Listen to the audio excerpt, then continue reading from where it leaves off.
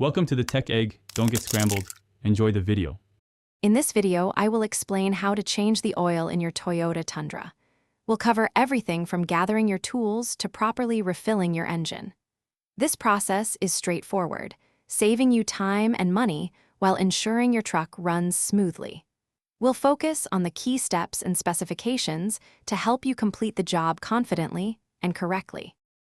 Before you begin, ensure your Tundra is safely elevated and the engine is slightly warm. You'll need a 14mm socket for the drain plug, a 64mm filter wrench, and a torque wrench. Have about 8.5 quarts of 0W20 full synthetic oil ready. Remove the oil filler cap and any skid plates, then carefully drain the old oil into a suitable pan. Remember to replace the drain plug with a new crush washer, tightening it to 30 foot-pounds. Next, focus on the oil filter. Your Tundra uses a cartridge-style filter located in a housing.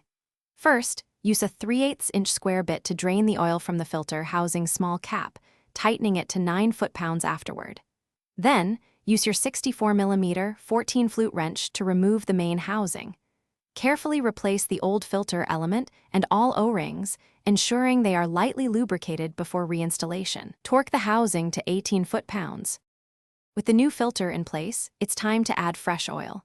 Pour in about 8.5 quarts of the recommended 0W20 full synthetic oil.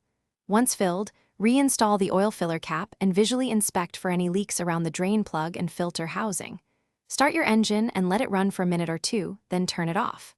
After a few minutes, check the oil level on your dipstick, ensuring it sits between the minimum and maximum marks. Finally, reinstall your skid plate. Thanks for watching. Consider subscribing if I helped unscramble your problems.